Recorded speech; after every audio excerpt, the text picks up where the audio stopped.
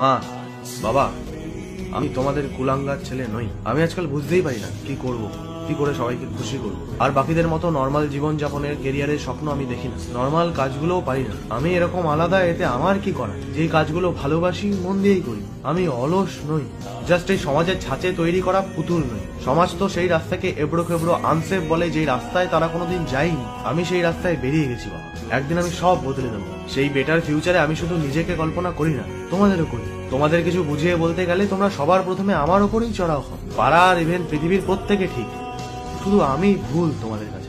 একা লাগে আজকাল, তবে একা থাকতে শিখে গেছি। আর বুঝেও গেছি অন্ধকার রাস্তায় কেউ আলো নিয়ে সাথে যায় না। যে রাস্তাতে ল্যাম্পপোস্ট আছে সেই রাস্তাতেই সবাই টুনি লাগায়। অবশ্য তোমরা তোমাদের মতো আমার ভালোই চাও, সেটাও আমি জানি। কিন্তু সময় সমাজ দুটোই পাল্টেছে। চারিদিকে সার্কাস চলছে বাবা। যোগ্যরা ভালো জায়গায় কোথায়? তবে সময়ের অপচয় করছি না মা, সময়ের অপেক্ষা করছি। একদিন প্রমাণ হবেই তোমরা লুজার জন্ম